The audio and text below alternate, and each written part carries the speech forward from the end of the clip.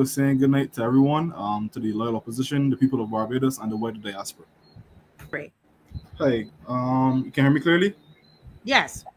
I think, given my position, and I'm in the best position to speak about what I'm about to speak about, I have not been totally necessarily paying attention to it because they said, well, we're tapping, like Josico said, something good for the to track criminals, that type of stuff.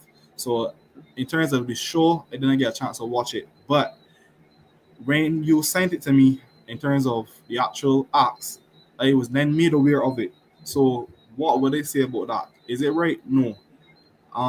Is wiretapping necessary? I believe yes, but in this current form of the bill, I don't agree with it. That's as much as I can say right now. They need to remove the section about economic well-being and need to remove the section about national security. It's too vague, right? But the thing about it, I honest to God, I asked some elders recently about who writes the bills, and they told myself, they always said to myself, and he could take offense or not, the AG. I don't know if he's part of the writing process, the drafting process, but if he is, he's a horrible draftsman, horrible. Or is it people whoever writing it taking some Why serious do you bad? say he's horrible? Why do you think he's a horrible draftsman? Whoever writing is a horrible draftsman. This is what I think so, right? Because look at it. Look at the cybercrime bill.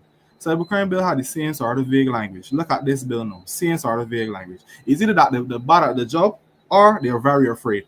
They know what okay, you know how the Americans do it. They send it to the Senate and they have to go back over and over again. So I would expect it to be kind of the same thing. Go to the minister and some minister, this is the bill. I know add this, but sir, that is not right. We here wait till you add this. So you gotta be some sort of fear. Is it a fear or you're very bad at your job? One or two. That doesn't be taken on it, but it needs to be taken out because it's not right. Right? And lastly, respect to the oral section, I won't take that out. I would just say if you're going to give an oral request, it has to be recorded and documented.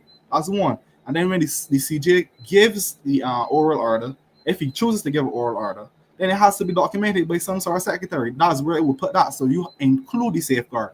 But as I said before, they could take offense to come and curse it on the road. But whoever doing it, either bad at the job or the friend for whoever giving the instructions. We want it to.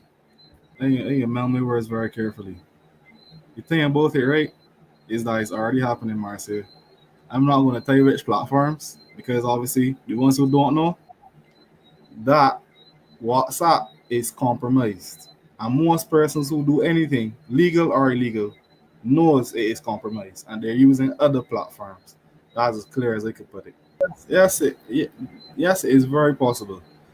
There's something called open source intelligence. What is open source intelligence? Open source intelligence is basically saying I can look at my guy Zico. He has the Chelsea shirt there. I know my probably is 100 or 100, probably 1,000 up to 1,000 of those jackets. I start to search for those jackets, look for the supply, etc., and they could trace back there till they find his key information and solve it there. So that's one measure. They also have the Pegasus platform you mentioned.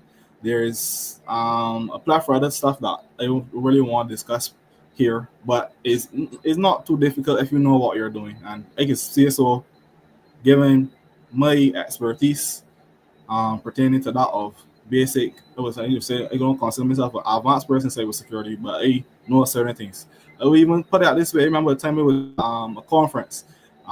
These guys figured out how to find one of the most dangerous Iranian drug dealers in the world, and they use open source intelligence. And trust me, if our police or military, whoever else is going on, they're being trained. They should know how to use open source intelligence, know how to use certain phishing techniques and other stuff. So it's not too difficult to hack WhatsApp. As I said, WhatsApp is not secure, and that's as much as you can say. Why? Because everything we said tonight, not to reiterate, the fact that they can decide, well, what is national security and what is not national security. What is economic what's the security economic interest of the country? Economic For example, well-being. Dave saying something in the chat. I don't know if you mind me reading it, but he said the Suez fiasco back in 2017, 2018 goes against economic well-being, which is true. So they could have come and said, well, okay, the person speaking about that are violating the act. So for me, like, they just have to be very, very cognizant of what's going on, as much as they can really say on it. Because There's nothing else we can really do besides civil disobedience. So, but something one of my lecturers did as an experiment showed me something, right? When we were in class, he said, I have an idea for everyone. I would give everyone 100% if everyone agrees that everyone should get 100% in this course. So, person said, okay. Sir said, let's put it to a vote. Marcia, if 20 people out of a class 100 put the hand, that was enough. And when he asked the question, why the rest of them put the hand, so I don't want this person get the same grade as me. I think if you want to do the work, you should not get this, get that. So I set out to say this.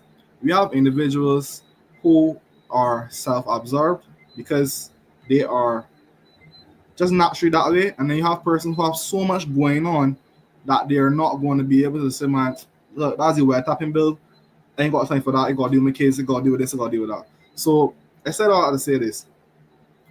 It's something that we have to sit down and analyze what will drive persons in a positive way with respect to civil disobedience, not necessarily extreme civil disobedience, to say, okay, enough is enough. So you have to understand the populace, understand how we've been climatized, indoctrinated throughout these years, and then make a decision as a body who's pushing for this protest, is pushing for activism, to see how we can galvanize or motivate the people. And that's my perspective on it, given the Yeah. story that I mentioned. Definitely. If it wasn't boycotted to go to Parliament, it would have been Parliament, and me and the Honorable, or previously Honorable Edmund Hickson would have been at it. But the thing about it is, it was worth it because I don't Janine got a chance to go, right? Janine You did. went to Parliament as well. Yeah. So a lot of persons, we if we didn't speak up and stand up, we would never got the opportunity. So I mean, the protesting works, but the thing about it, you have to be consistent. That's the whole entire thing. Consistency.